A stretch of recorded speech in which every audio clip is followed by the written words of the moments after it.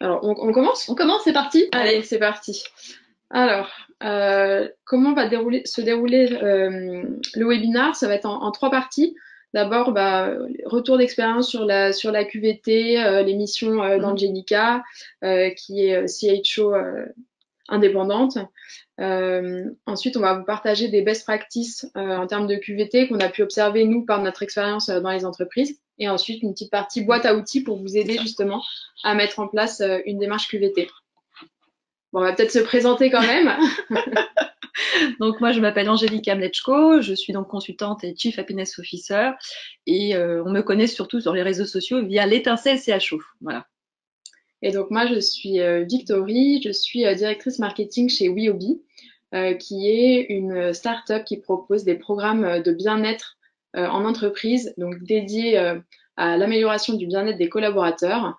Et donc nos actions agissent sur évidemment la marque employeur, mais aussi la cohésion d'équipe, l'engagement et la motivation des salariés et au final la performance de l'organisation. Voilà, je vous détaillerai ça un peu après. Alors, qu'est-ce que c'est que la QVT? Ah, bonne question, parce que bon, on parle d'un sujet, mais finalement, est-ce qu'on est tous un peu au fait de cette définition? Je me suis inspirée de l'Agence nationale pour l'amélioration des conditions de travail, donc l'ANACT, qui le définit, on va dire, autour de trois axes, à savoir les conditions de travail, l'organisation de travail et les relations de travail. C'est vraiment les trois piliers, dans le but, effectivement, de prévenir tous les risques psychosociaux, les fameux RPS, les TMS, troubles musculo-squelettiques, le stress, qui sont un peu un fléau dans l'entreprise. Et pour information, la semaine QVT aura lieu prochainement du 11 au 15 juin avec de nombreuses initiatives autour de conférences, tables rondes, en tout cas des actions aussi menées dans les entreprises sous le signe de cette année de l'innovation. Donc, je pense qu'il y aura de quoi faire pour booster un petit peu les collaborateurs et les organisations d'entreprise. Et j'imagine peut-être que vous êtes nombreux à justement mettre en place des actions lors de cette semaine de la QVT, mais nous, notre discours, c'est quand même de dire que la QVT, ça doit être pris en compte toute l'année. Tout à fait.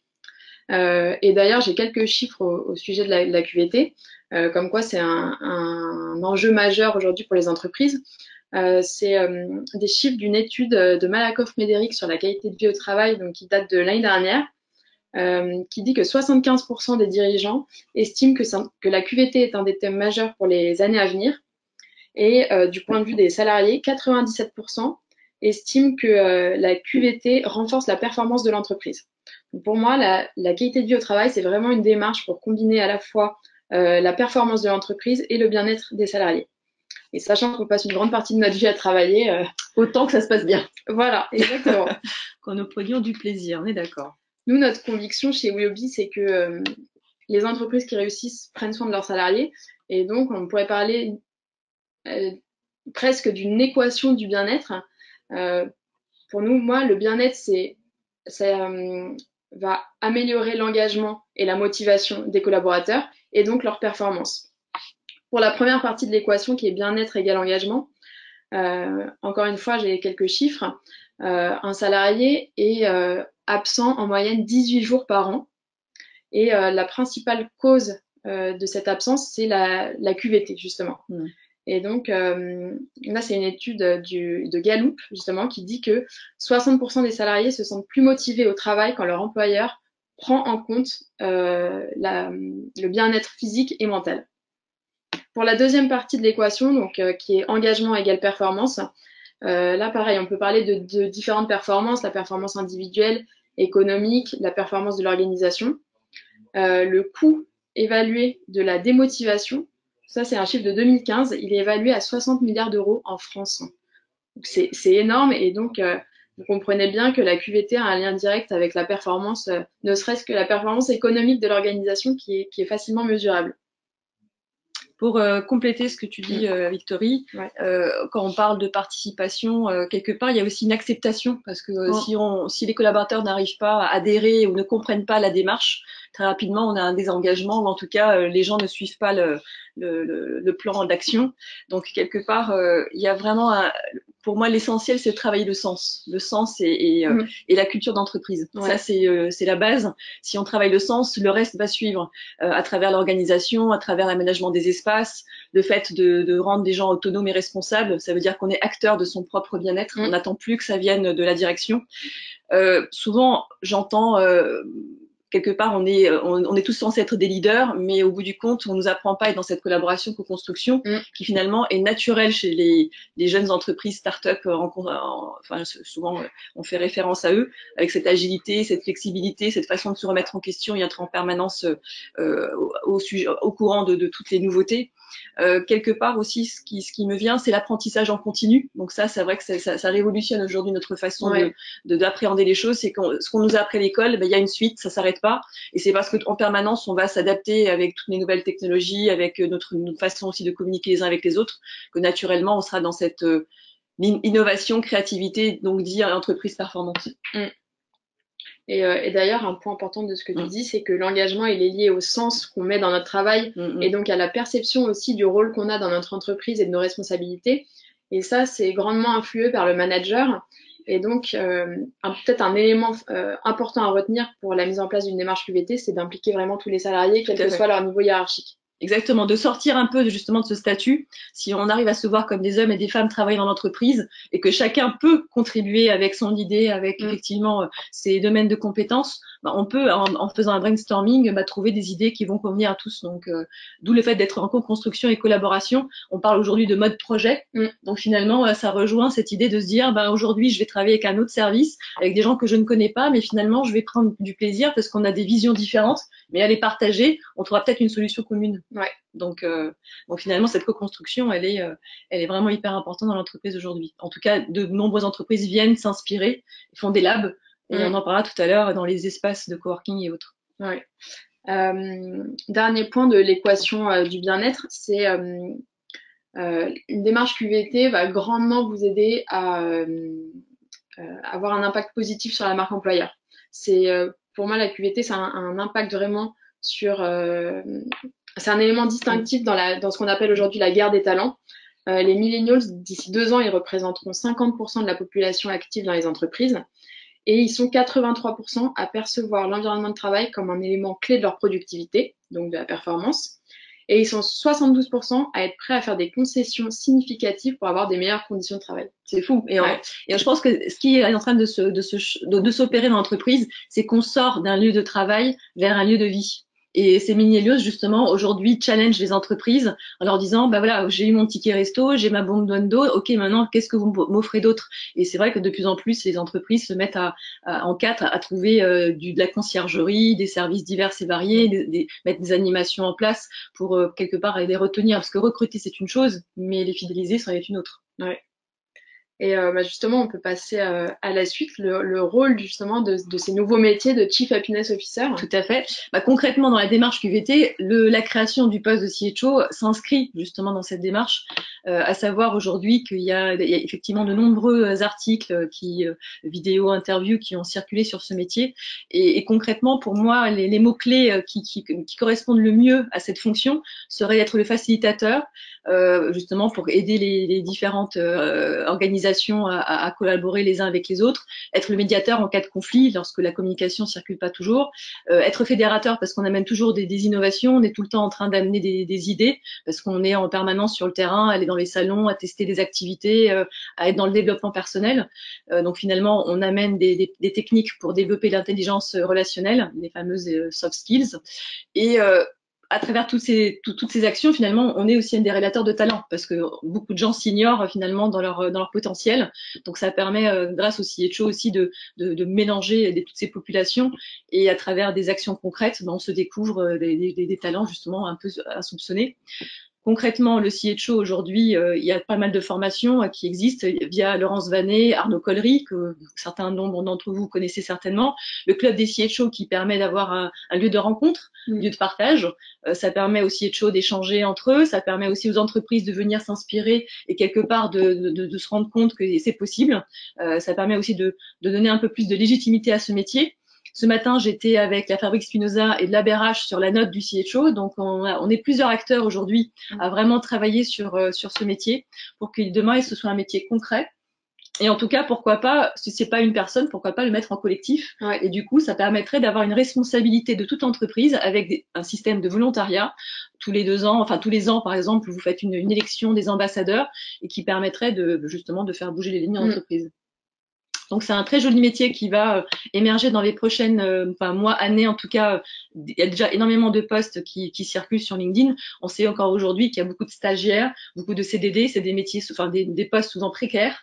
Donc l'idée aujourd'hui, c'est que justement à travers tout ce qu'on met en place via le club des CHO et la Fabrique Spinoza et de l'ABRH, on veut pousser à ce que ce métier demain soit reconnu, qu'il soit pleinement occupé par des fonctions, qu'elles soient RH, com, etc. Tout le monde est le bienvenu. L'idée, c'est que chacun trouve sa place et qu'on n'est pas là pour piquer la place du DRH et en même temps qu'on ne soit pas sur les plates-bandes de la com, mais finalement on surfe, c'est vraiment un métier transverse. Et ça, c'est important de le savoir, avec un point hyper important, c'est le soutien de la direction. Si la direction ne joue pas le jeu, c'est compliqué parce que derrière, il n'y a pas de budget. Derrière, ça veut dire que on fait des barbecues et des anniversaires, c'est sympa, mais ça va pas remplir vraiment le rôle du CHO et c'est vraiment un poste stratégique. Donc ça veut dire le piloter au sein du COMEX et de la direction, quoi. Ça, pour moi, c'est l'essentiel. Sinon, c'est compliqué de vraiment faire son rôle de CHO. Interne, externe, peu importe, après le débat est ouvert. Mais en tout cas, l'idée, c'est de pouvoir proposer des solutions aux collaborateurs à travers toutes ces initiatives dans le rôle qui lui incombe. Un petit clin d'œil sur quel est votre Ikigai.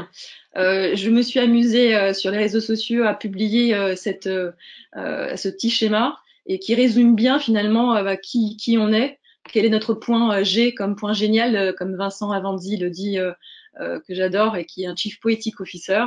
Et quelque part, voilà, l'idée, c'est de pouvoir concilier nos talents, notre plaisir et le sens dans ce que l'on fait. Et lorsqu'on a réussi à atteindre tout ça, on a, je pense, obtenu le Graal dans notre épanouissement, qu'elle soit épanouissement personnel comme professionnel. Donc, je vous laisse méditer là-dessus. On passe à la partie best practice. Donc, c'est voilà, quelques bonnes pratiques qu'on a identifiées de par notre expérience en entreprise. La première, c'est de ne pas négliger l'onboarding des collaborateurs. Donc, l'onboarding, c'est quoi? C'est du premier contact avec la société, donc c'est même avant même que le candidat soit recruté, soit devenu salarié finalement, ça commence là, jusqu'à les premiers jours, premières semaines, premiers mois de son arrivée dans l'entreprise. On a des chiffres là encore assez édifiants sur le coût des départs qui peuvent grimper jusqu'à 200% du salaire annuel d'un salarié en fonction de son niveau hiérarchique. Et donc, les départs coûtent très cher. En plus, on est dans un contexte de guerre des talents. Donc, un enjeu majeur actuellement, c'est d'engager et de fidéliser les talents. Quelques chiffres sur ça. 4% des nouveaux salariés quittent leur job après une première journée désastreuse. Aïe. Ouais. Ça veut bien dire que, quelque part, la première impression... laisse des traces. Compte beaucoup. Exactement. 20% des CDI sont rompus dans les 3 premiers mois à l'initiative du salarié. Et 40% des salariés ont envisagé de quitter leur entreprise pendant leur période d'essai. Waouh. Ouais. Mais le chiffre qui contrebalance et qui fait plaisir, c'est que 58% des employés qui ont suivi un bon programme d'onboarding restent plus de 3 ans chez leur employeur. Et donc, bon, c'est facile de dire un bon programme d'onboarding, mais justement, il faut voir ce qu'on met derrière. Et là, Angelica, un certain nombre de justement, exactement, pour rejoindre ce que tu disais, c'est que ce qui quelque part est assez flagrant, c'est de se dire finalement comment on va être accueilli. Et j'ai échangé avec pas mal de CHO sur cette thématique et il y a quelque chose que j'ai retenu qui m'a été relaté par Nathalie Forestier, d'où nombreuses personnes connaissent de Resto. Elle me dit, moi, quand j'accueille une nouvelle recrue, on envoie une carte postale de toute l'équipe avec un petit mot de bienvenue. ce qui fait que la personne, elle n'est pas encore dans les locaux, que déjà, elle se sent intégrée dans l'équipe. Donc déjà, rien que ça, l'impact, il est là. Dans d'autres boîtes, on met en place un petit kit de bienvenue avec le petit bol, la date d'arrivée, son petit prénom, ce qui fait que voilà, on a son petit bol personnel. Il y a certains qui mettent en place un petit book avec effectivement l'organisation qui fait quoi. Toute la semaine, on organise des rendez-vous, ce qui fait que la personne, elle n'est pas dans son coin en attendant que quelqu'un vienne la voir. Son agenda est blindé toute la semaine, ce qui fait qu'elle rencontre tous les services, elle sait qui est qui. Et du coup, ça donne vraiment la possibilité aux personnes de se sentir intégrées dès le début. Elles se sentent attendues. Quand on peut, et ça c'est vrai que l'idéal, de pouvoir faire un pot d'accueil, et donc là la direction en tout cas des personnes importantes de l'entreprise puissent venir. Et du coup, c'est vrai que c'est quelque chose qui est vraiment apprécié, et d'autant plus on se rappelle, comme tu disais tout à l'heure, autant si je vous pose la question, est-ce que vous vous rappelez ce que vous avez fait en 15 ans dans une entreprise? Bon, il y a des vagues souvenirs, mais on n'a pas quelque chose de très précis finalement. Si par contre, je vous demande à tous, est-ce que vous vous rappelez votre premier jour d'embauche dans telle boîte? C'est comme si vous y étiez limite hier, et vous vous rappelez si votre cœur battait, si on vous a attendu avec un café, ou est-ce qu'on vous a laissé planter pendant 1 heure à attendre, sans ordinateur, sans rien. Voilà. Donc ça marque effectivement, et c'est pour ça que très rapidement on voit les gens. La façon dont vous êtes accueillis, c'est la façon dont vous allez être traité dans la boîte, et donc ça montre déjà beaucoup de choses de comment ça se reflète. Et après, clairement, c'est aussi plein de petites initiatives qui sont mises en place par les collaborateurs pour que la personne puisse très rapidement comprendre comment ça fonctionne, que quelqu'un vienne aussi la dépatouiller en termes de tout ce qui est logiciel, l'ordinateur, comment toute la partie informatique fonctionne, parce que souvent on est un peu démunis quand on débute, on n'a pas le bon logiciel, donc il faut être formé. Moi, je me rappelle, j'étais embauchée dans une compagnie de croisière. Et Dieu sait que j'étais dans l'événementiel tourisme d'affaires, mais bon, les logiciels spécifiques à la résa de la croisière, je la connaissais pas. Donc pendant 2-3 mois, j'étais avec mes notes et avec mes codes pour savoir comment ça fonctionnait, et il fallait que quelqu'un me forme. Donc ça a pris beaucoup de temps parce qu'ils n'avaient pas préparé justement un petit doc. Donc c'était un peu, je prends des notes et puis j'essaie de choper les infos comme je pouvais. Donc un peu de stress, un peu pas forcément évident de suivre le flow. Voilà, donc tout ça pour dire que l'idée, c'est vraiment de pouvoir à chaque fois dans quelque part dans une sorte de créativité. Dans certaines boîtes, quand ils ont la possibilité, ils amènent leurs animaux. Et du coup, on sait qu'aujourd'hui, l'animal en présence, s'il n'y a pas de problème d'allergie et autres, bien sûr, et quand on est dans des petites structures, c'est tout à fait possible. Et l'animal permet de déstresser aussi, donc ça a une influence sur l'homme. Certains mettent des plantes. Et il y a 15% de production en plus, c'est quand même assez fou. C'est qu'en mettant un peu de plantes et une bonne condition là pour se sentir bien comme à la maison, du coup, on a plaisir à bosser, quoi. Donc finalement, cet accueil, plus il sera réussi, plus il sera accompagné, pourquoi pas justement avec un CHO qui sera ou quelqu'un, en tout cas un responsable qui va l'amener tout le long de la journée et de la semaine pour qu'il s'intègre très rapidement, la personne se sentira tout de suite chez elle, quoi. Donc il y a du boulot, mais enfin voilà, n'hésitez pas à réfléchir sur ce sujet, parce que le recrutement aujourd'hui est un vrai sujet dans l'entreprise, et d'autant plus pour attirer les millennials, faut vraiment avoir quelque chose d'un petit peu innovant. Faut sortir un peu des sentiers battus. Le ticket restaurant va pas suffire, quoi. Le deuxième point important selon nous, c'est l'espace de travail. L'espace de travail, c'est à la fois évidemment les bureaux, mais c'est aussi tous les outils, la plupart digitaux, qu'on va offrir aux salariés pour bien faire leur travail. On a fait un petit déjeuner en fin d'année dernière avec Jacques Froissant, le CEO d'Altaïd, qui rencontre des candidats tous les jours et qui nous disait que vraiment l'environnement de travail a un impact absolument définitif sur le choix d'une entreprise. Ouais, et d'autant plus qu'aujourd'hui les espaces sont remaniés, on parle beaucoup d'aménagement des espaces, donc on va traiter l'ergonomie, le choix du matériau, de la couleur, de la peinture, des objets, tout ce qu'on va y mettre dedans, mais on oublie souvent d'intégrer tous les collaborateurs dans ce projet pour qu'ils se sentent investis, ils se sentent concernés, parce que finalement c'est eux qui vont être dans ces espaces. Donc c'est un appel que je fais à toutes les personnes qui sont dans la QVT et qui veulent justement faire des changements d'aménagement des espaces. je vous invite à le faire en mode collaboratif, de brainstormer en petits groupes, de faire remonter vos besoins justement à l'architecte en question, qui sera ensuite chargé de le faire. Et finalement, il y a pas mal de startups aujourd'hui que je connais aussi qui ont mis en place, quand c'est possible, de pouvoir aussi casser un peu les codes et on mélange l'accueil, la zone de détente et la zone de restauration dans le même espace. Et finalement, ça crée un lieu de convivialité et ça donne vraiment une autre dynamique. C'est pas, on a un accueil froid avec un mur derrière et un miroir qui est glacial. On a un autre coin avec la cuisine qui est pas toujours bien aménagée. Là, vraiment, on fait un lieu de vie et qui fait un peu apparence ces espèces de coworking. On va parler tout à l'heure. Ouais, et d'ailleurs, à ce sujet, du collaboratif et d'impliquer les collaborateurs, j'ai lu dans Harvard Business Review une petite phrase d'un psychologue qui s'appelle Ron Friedman et qui est très intéressante à ce sujet. Il dit que c'est pas grâce aux avantages farfelus que les bons environnements de travail se démarquent, donc pas forcément le baby-foot, etc. Que l'important, c'est de satisfaire les besoins émotionnels des employés et de créer des conditions qui leur permettent de fournir les meilleurs résultats en leur permettant de se sentir compétents, autonomes et connectés les uns aux autres. Exactement. Voilà. Et quelques chiffres pour appuyer tout ça. C'est un sondage OpinionWay de 2016 qui a été réalisé sur 1000 employés de bureau. Et 89% disent que l'espace de travail influence leur plaisir à venir travailler. Et d'ailleurs, 68% des entreprises qui ont reçu le label Top Employeur disposent d'espaces de travail dits flexibles qui améliorent la concentration, le partage, la collaboration. On le voit d'autant plus sur le mobilier des tables hautes. J'étais chez Google et concrètement, on peut travailler debout, on peut être assis. Donc déjà, ça a une influence sur notre santé. Il y a également le fait d'avoir des bulles pour pouvoir téléphoner, parce que c'est vrai qu'aujourd'hui, les espaces les open space, ça a du bon parce que ça crée du lien, ça permet d'être en connexion les uns avec les autres. Mais en même temps, quand on a besoin de se concentrer, c'est important d'avoir aussi des lieux différents et on le voit chez, moi, je pense au village Baïséa, il y a plein de lieux comme School Lab, etc. qui proposent justement des zones très différentes, ce qui fait que quand on a besoin de brainstormer, on a un espace dédié, quand on a besoin de se réunir, c'est un amphithéâtre. Voilà, chaque espace a une utilité finalement. Donc ça veut dire que on va organiser sa journée aussi en fonction du lieu.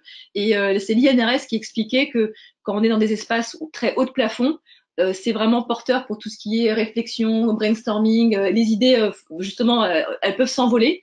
Alors que si on a besoin de prendre une décision de trancher, c'est justement des espaces où le mur, le mur va être, le plafond va être très proche. Donc ça veut dire qu'on va être très carré. Donc c'est comme quoi aussi notre environnement influe notre façon de travailler, quoi. Ouais. Et à ce sujet, l'environnement peut permettre aussi de créer et développer des communautés au sein de l'entreprise. Et ça, pourquoi c'est important ? Ça permet d'abord de partager les compétences, de pouvoir partager des bonnes pratiques et développer ce qu'on appelle la sérendipité. Donc, c'est un mot anglais, serendipity, voilà, traduit en français très simplement par sérendipité. Et en fait, c'est le fait de faire une découverte scientifique, de mettre en place une innovation de manière inattendue à la suite d'un concours de circonstances, on peut dire. Voilà. En fait, c'est trouver autre chose que ce qu'on cherchait au départ. C'est comme ça, par exemple, qu'a été créée la tarte tatin, pour donner un petit exemple. Ça, je savais pas, tu vois. Et du coup, on peut valoriser cette sérendipité en entreprise en mettant en place justement des lieux de rencontre, comme on a parlé, en ouvrant les espaces, et aussi en mettant en place des solutions comme Wiobi, par exemple, qu'on a mis en place chez Nextdoor. Et là, je vous ai mis les affiches, par exemple, qu'on a produit pour eux et qui mettent en avant justement ces communautés. L'idée, c'est de faire se rencontrer des personnes qui travaillent dans la même entreprise, mais qui pourtant, au quotidien, ne se côtoient pas forcément. Parce que voilà, ils sont pas dans le même service, du coup ils sont pas amenés à travailler ensemble et ils se connaissent pas. Alors qu'en fait, ça peut être un vrai vecteur d'innovation. Le fait de se rencontrer, ils peuvent échanger des idées, partager leurs compétences via du mentoring, et de là peuvent naître plein de nouvelles idées. Et d'ailleurs, un employé heureux est 55% plus créatif. C'est pas beau la vie. Ça, c'est étude MIT. Tu veux rajouter quelque chose sur ça? De toute manière, je pense qu'on se rend compte qu'il y a énormément d'espaces de coworking qui ont commencé Ouais. à s'implanter à Paris, mais pas que. Donc, Nextdoor, que je connais très bien, et ouais, il y a une super dynamique et des espaces. Il y a la couleur, il y a la petite musique quand on rentre. Déjà, quand on rentre chez Nextdoor, il y a un bar qui vous attend. Donc Ouais. déjà, ça vous met dans l'ambiance. Vous savez que vous êtes dans un endroit un peu atypique et justement, des rencontres se font. Beaucoup de consultants viennent justement travailler pour ne pas être isolés, chacun à la maison dans son coin. Les entreprises viennent faire leur lab, enfin du coup viennent s'inspirer aussi. Naturellement, des talents peuvent être dénichés dans ces espaces-là. Donc finalement, ça crée du lien, ça crée du business, et en même temps, bah, voilà, ça donne du lien social. Donc c'est quand même plutôt intéressant. J'ai été chez Schoolab, qui est un des laboratoires du design thinking. Il y a WeWork aujourd'hui, pareil. Enfin, je veux dire, il y a tellement d'enseignes qui proposent ce genre de solutions. Maintenant, après, c'est une question de budget. Est-ce qu'on peut se permettre d'être effectivement dans une espèce de coworking? Mais en tout cas, c'est une nouvelle piste pour les entreprises, et certaines le font en mode justement coworking dans leur propre boîte. Donc, ils viennent s'inspirer de leur modèle. Ouais. Bon, on est un peu bavarde, alors il nous reste plus beaucoup de temps, on va accélérer un peu. Tout ça pour dire que là, les différentes idées par rapport aux best practices, parce que c'était un peu le sujet aussi, concrètement, ce qui est important, c'est de pouvoir mettre de la prévention en termes de prévention santé. Là, je pense souvent à tout ce qui est hygiène de vie. Hein, donc, on voit de plus en plus dans les entreprises des sophrologues, des ostéopathes, des naturopathes qui viennent proposer des solutions. Je travaille beaucoup avec Montmartin, par exemple, qui vraiment est dédié dans cet axe. D'autres acteurs autour du sport, hein, Boost Your Fit, entre autres aussi, que j'ai connu dans tout début de mon aventure. Donc, on voit bien que tous ces acteurs qui quelque part, vous proposent de vous remettre un petit peu au goût du jour avec des bonnes pratiques pour comment bien manger, quoi faire en termes de stress, justement, pour diminuer un petit peu parce qu'on est toujours un peu pris par le temps. Quelque part, bah, ça va nous aider aussi à mieux travailler les uns avec les autres, parce qu'on sera moins sous stress et moins colérique. Donc, on va nous apprendre à apprivoiser nos émotions, on va nous apprendre à mieux manger, donc pas avoir de coups de barre à 11 heures, ou d'avoir de la somnolence et avoir envie de dormir l'après-midi. Et puis aussi, comment se tenir. Finalement, on se rend compte que être assis toute la journée, c'est pas bon. On est censé se lever toutes les heures normalement. Donc, on est loin de le faire. Et finalement, le fait d'avoir des tapis marchands, d'avoir des bureaux qui montent, etc., bah, ça prouve bien qu'on est dans cette réflexion de la sédentarité. Et c'est un gros fléau, un gros problème de la maladie. Au niveau de la caisse de la maladie, je perds mes mots. je commence à... Alors, tout ça pour dire, voilà, c'est un des axes de la QVT, c'est de prendre soin des collaborateurs sur les RPS et les TMS, donc troubles musculo-squelettiques et les risques psychosociaux. Donc, c'est un des axes. Et d'ailleurs, à ce sujet, donc Angelica évoquait plusieurs solutions comme Montmartin ou Boost Your Fit. Nous, chez Weobi, notre conviction, c'est que quelqu'un qui est bien dans sa tête va être bien dans son corps et donc bien dans sa team. Et du coup, on propose des parcours personnalisés qui répondent aux besoins et aux objectifs des collaborateurs.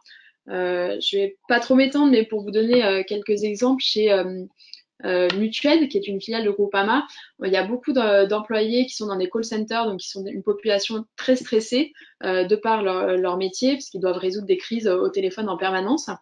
Et du coup, on a mis en place des ateliers de gestion du stress hebdomadaires. Et la DRH Emmanuelle Nav, d'ailleurs, viendra témoigner la semaine prochaine à un petit déjeuner qu'on organise sur le sujet. Voilà, elle a constaté vraiment une diminution du stress. Après quelques ateliers, les collaborateurs se sentent beaucoup mieux, plus détendus.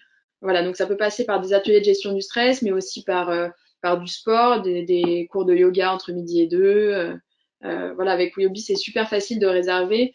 En quelques clics sur l'application, chaque salarié peut créer sa session, inviter ses collègues à participer. Et l'expert ensuite se déplace dans les bureaux au sein de l'entreprise pour donner le cours. Dans l'autre sens. Et bien sûr, une démarche de QVT, je suis sûre que la plupart d'entre vous vous dites, OK, mais qu'est-ce que ça va me rapporter? Et donc là, on en revient à l'équation bien-être égale performance.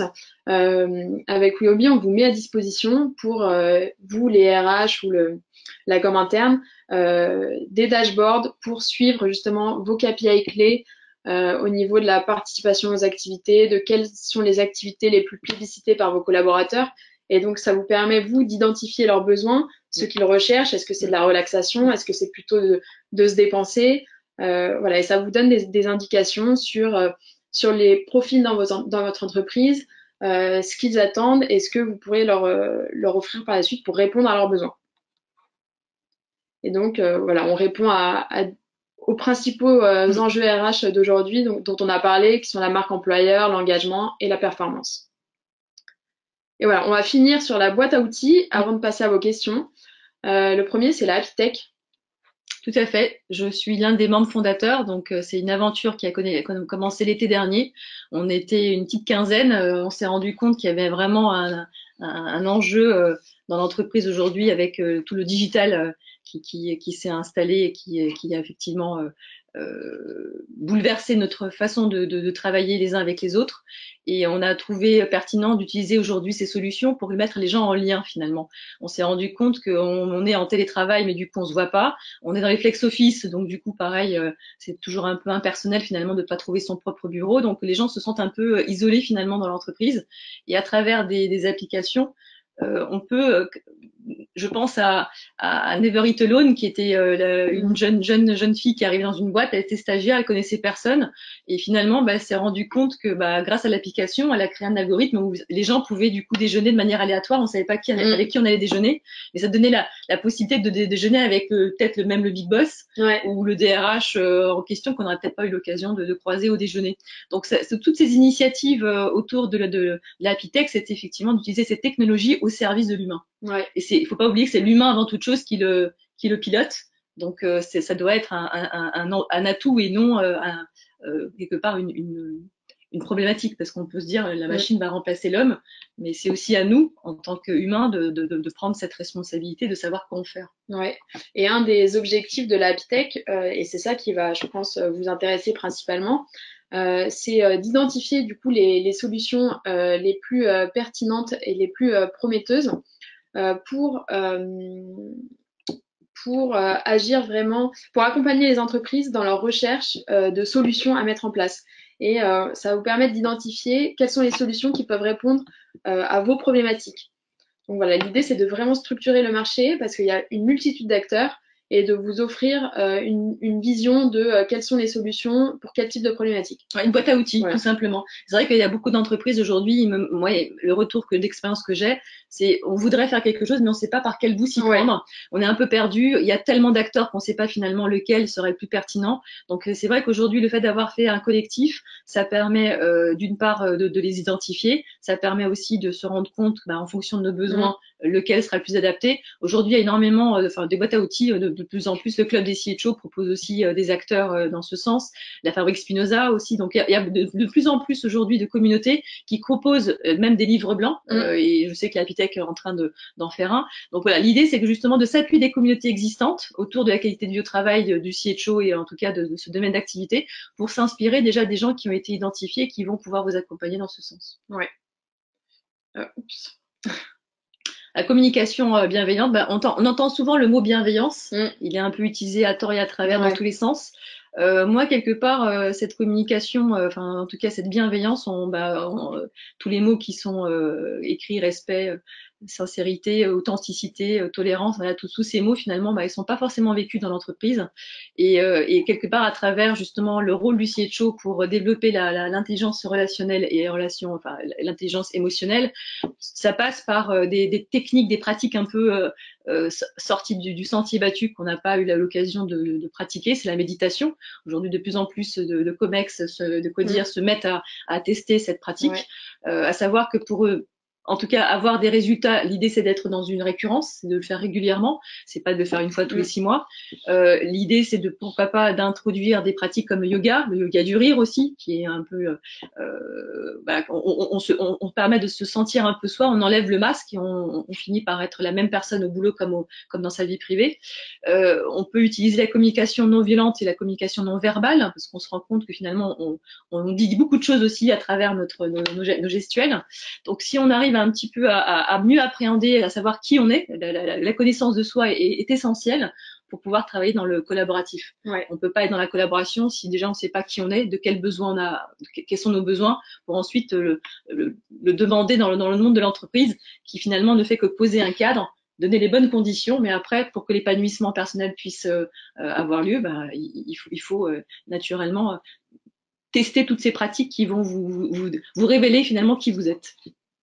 Et alors, dernier point de la boîte à outils, je vous ai mis quelques contenus qu'on a produits, donc 2 livres blancs sur le bien-être. Le premier sur le bien-être au travail comme facteur de performance, et le deuxième, les 5 facteurs clés de succès de l'expérience collaborateur. Donc cette présentation, vous l'avez dans les documents du webinar, vous pouvez la télécharger, et ensuite vous avez les liens directement pour télécharger les contenus. Et pareil, je vous ai mis 2 petites infographies avec des chiffres clés, voilà, très intéressant. Bon, je pense qu'au niveau référence, après, Ouais. ils le liront. Ça, c'est dans la présentation. Ce qui est sûr, c'est que je suis très engagée et ambassadeur de ce métier, porte-parole de nombreuses communautés, que ce soit à l'Apitech dans un premier temps, oui, ou même qui est un réseau de femmes entrepreneurs, co-constructeur de la fabrique Spinoza avec l'UBAT, l'Université du Bonheur au Travail, tout ça pour dire que je m'intéresse un peu à tous ces sujets, pour faire des passerelles aussi entre, d'une part, les communautés, informer les entreprises qu'il y a vraiment des choses à faire et qu'on peut on peut s'appuyer de ces communautés pour partager des expériences, et puis aussi test and learn, hein, donc c'est-à-dire qu'on essaye et on voit ce que ça donne, et jusqu'à trouver des solutions optimales pour son entreprise. Donc voilà, j'essaye d'être présente dans tous ces événements pour pouvoir aussi relayer et transmettre aux autres.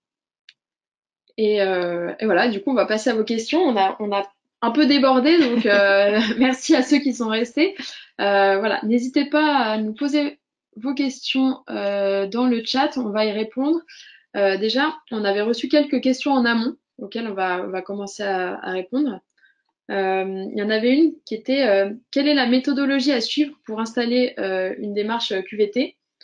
Du coup, pour moi, il y a 3 points. C'est d'abord d'identifier les spécificités de son entreprise, quelles sont les problématiques en fonction de mon secteur d'activité, du profil de mes salariés.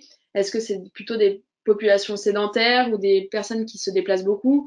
Quelle est la culture de mon entreprise? Quelles sont ses valeurs? Tout ça, ça va vous permettre d'abord d'identifier un peu ce qu'il faut faire.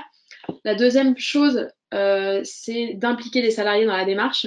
Et là, je vais prendre pour exemple le Bon Marché que j'ai rencontré il n'y a pas longtemps. Et le responsable de la com interne, du coup, a mis en place vraiment une cellule QVT sur la base du volontariat. Et ça a réuni, je crois, 75 personnes, quelque chose comme ça. Et du coup, qui réfléchissent ensemble à toutes les initiatives qu'ils pourraient mettre en place.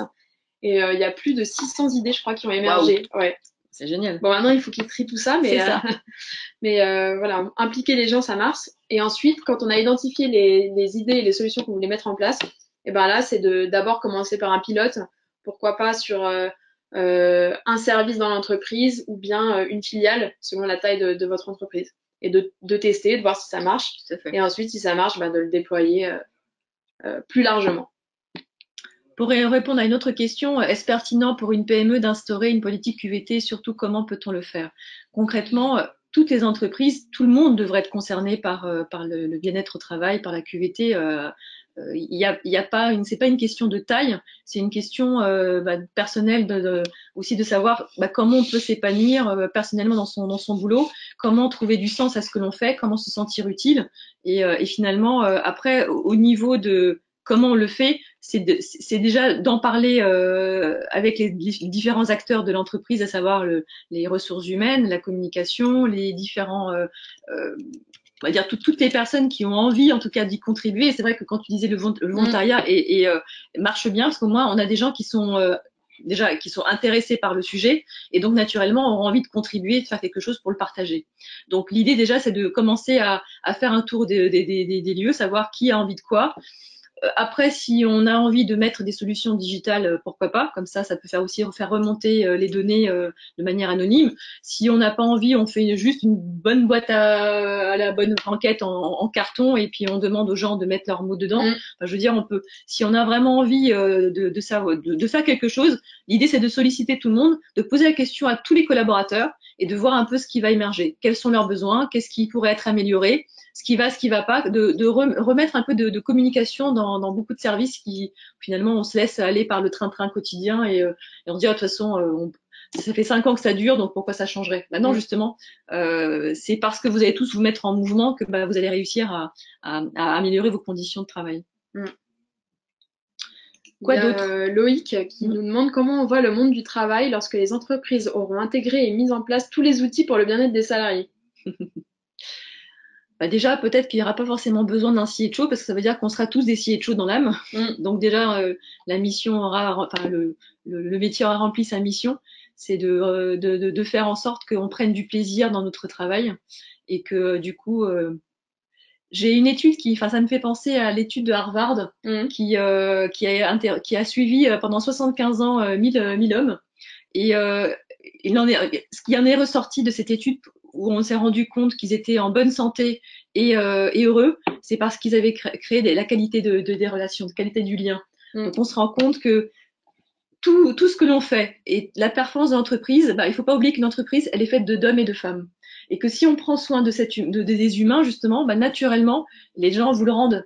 Quand vous mettez en place des actions, quand vous prenez en compte, vous considérez les gens avec qui vous travaillez, ne serait-ce que de dire bonjour, merci et bravo, déjà, il y en a quand même peu qui l'appliquent. Pourtant, ça coûte pas cher, ça demande pas non plus un temps de dingue. Et moi, je connais des boîtes où le DG, tous les matins, il passe une demi-heure à dire bonjour à tous ses collaborateurs. Juste et en vérifiant que tout le monde va bien et en les regardant, en discutant 5 minutes avec certains s'il sent que la tête est un peu en décomposition, au moins il arrive à déceler s'il y a des problèmes dans un service et autres, et de là rapidement on arrive à aussi peut-être aborder des sujets qui sont délicats. J'étais dans l'événementiel, on se servait des séminaires et des team building à l'époque. Il y a 20 ans, la QVT était déjà traitée par l'événementiel quand on créait justement des activités sportives, quand on faisait du kart, quand on faisait de l'acrobranche. Ça permettait justement de sortir de ce contexte où je suis DG, toi t'es la secrétaire. Non, t'es un homme et une femme. On se retrouve, on partage, on boit un coup au bar et du coup, les langues se délient parce que du coup, on n'a plus la casquette de la hiérarchie, mais on est juste des hommes et des femmes qui travaillent dans la même entreprise.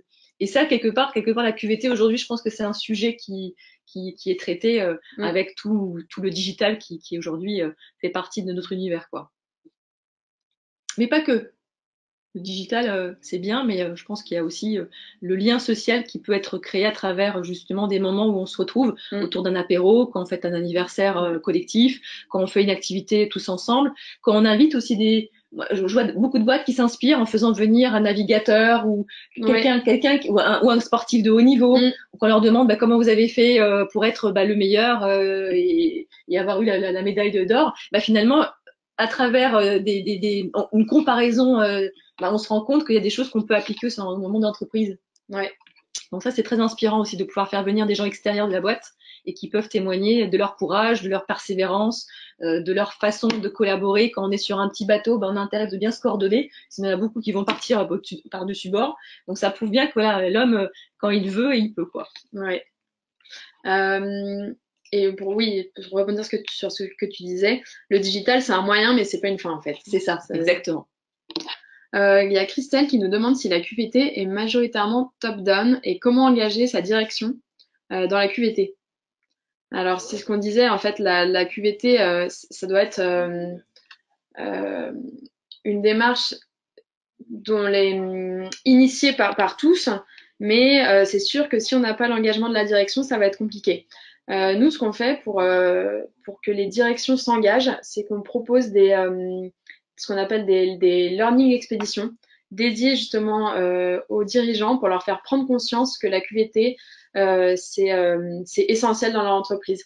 Parce qu'ils pensent souvent en termes de ROI, de KPI, et c'est vrai que c'est difficile de mesurer le bien-être, même si on a quand même des outils pour le faire, de plus en plus, et leur montrer en fait que la méditation peut avoir un impact, ou que le fait juste de dire bonjour peut avoir un impact. Ça leur permet de se rendre compte eux-mêmes, et une fois qu'ils l'ont expérimenté par eux-mêmes, dans ce cas, ils sont plus à même de le diffuser dans l'entreprise. Il y a Alex qui nous demandait si on voulait se développer à Toulouse, et aussi si vous pouviez proposer nos services à votre DRH. Alors avec plaisir, envoyez-moi l'adresse de votre DRH, je lui parlerai avec grand plaisir. Et oui, Obi, on est présent partout en France. Alors, Ensuite, oula, il y a beaucoup de questions. Alors, je ne sais pas si on pourra répondre à tout. Merci en tout cas. Que pensez-vous du concept de l'entreprise libérée? Je crois qu'en plus, tu as rencontré ce matin. Oui, il y a des entreprises qui osent l'allocratie. Je pense qu'il n'y a pas de bien ou mal. Hein. C'est vraiment au cas par cas. Il y a des entreprises à qui ça convient et il y a un vrai, on va dire, de vraies solutions qui sont mises en place. On enlève la hiérarchie, on donne la responsabilité aux collaborateurs, mais faut-il être un minimum accompagné? Je pense que l'allocratie, si elle est faite un peu en mode sauvage, peut créer beaucoup de blocages, de peur et de gens qui risquent de se sentir très, sous stress, quoi. Donc, c'est une pression supplémentaire et limite une injonction au bien-être et au bonheur au travail. Donc, l'idée, c'est de vraiment que le projet soit porté par la direction, c'est une chose, que le cadre puisse être donné aux collaborateurs pour qu'ils puissent être dans cette liberté d'action, et ensuite de pouvoir aussi travailler avec un collectif sur tous ces sujets, comment faire en sorte pour que l'organisation, les relations et les conditions soient les plus agréables pour tous. Donc c'est une aventure mais commune, c'est pas chacun dans son coin et tu te débrouilles quoi. Ok. Comment faire sur la durée pour instituer la QVT? C'est ce qu'on disait au tout début, c'est que la semaine de la QVT, c'est bien, effectivement. C'est un bon début. C'est ça. Mais c'est vraiment une démarche qui doit être faite sur la durée. Et là, ça passe par la... Il y a un peu de bruit à côté, j'espère que vous nous entendez toujours bien. Ça passe par la mise en place d'outils qui vont permettre justement de faire vivre une dynamique de qualité de vie au travail sur le long terme. Voilà, il y a WeHobby, il y en a d'autres dont on vous a parlé. Et je pense aussi au rituel d'entreprise, à savoir tous les vendredis, c'est le petit déjeuner tous ensemble en brainstorming. C'est un déjeuner aléatoire avec ses collègues. L'idée, c'est d'être dans une sorte de... Soyez créatifs, faites des choses quelque part qui sortent de l'ordinaire pour voir un peu si c'est on teste, on voit si ça plaît et on garde si ça a une pertinence, sinon on cherche ailleurs. Et quelque part l'idée c'est en permanence de créer la surprise. On sait aujourd'hui que le cerveau il apprend mieux si il est pris par surprise quoi. Donc autant créer de l'intérêt, s'amuser. Je pense que si vous arrivez régulièrement à mettre du fun dans ce que vous allez proposer, naturellement, ça va être facile de le garder dans la durée. Si vous faites quelque chose qui est contraignant, qui est pas dans un besoin en plus des gens, à un moment donné, même le cours de yoga, si les gens ne veulent pas faire de yoga, il y aura un flop. Si par contre il y a une demande et que les gens veulent, ça veut dire qu'il faut tenir compte de ce que les gens veulent aussi. Et quelque part, c'est comme ça que la démarche QVT va durer dans le temps parce qu'on va répondre à un besoin. Si on répond pas à un besoin, ça tombe à l'eau. Ouais. Et peut-être dernière question à laquelle on va répondre parce qu'elle a été posée par 2 personnes, c'est comment justement mettre en place des démarches QVT dans des entreprises où les collaborateurs ne se rencontrent pas parce que c'est principalement des ESN et que du coup les collaborateurs travaillent chacun chez un client et donc sont détachés. Qui ne sont pas présents du coup tous au siège au même endroit.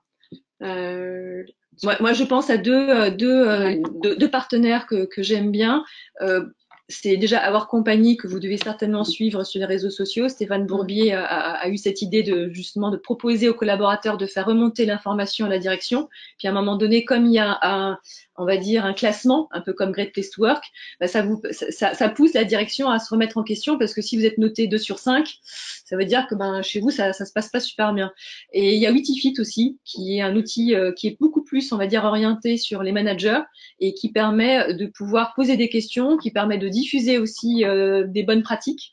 Et l'avantage de Witifit aussi, c'est qu'il s'appuie sur le sur le CHU de Clermont-Ferrand. Donc, il y a des données médicales. Donc, ça prouve qu'il y a vraiment un sérieux dans les idées, dans les réflexions. Et c'est vraiment un outil de pilotage qui peut se faire justement à distance.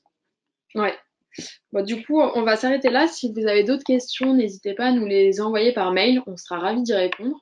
Et en tout cas, moi, j'ai été ravie de partager ce webinaire avec toi, Angélica. C'était génial. Merci en tout cas pour ce moment et cette expérience. Voilà, à chaque fois, c'est des moments où on apprend, on s'améliore en permanence. Donc, n'hésitez pas, testez, observez et puis améliorer sur la durée jusqu'à que ça fonctionne.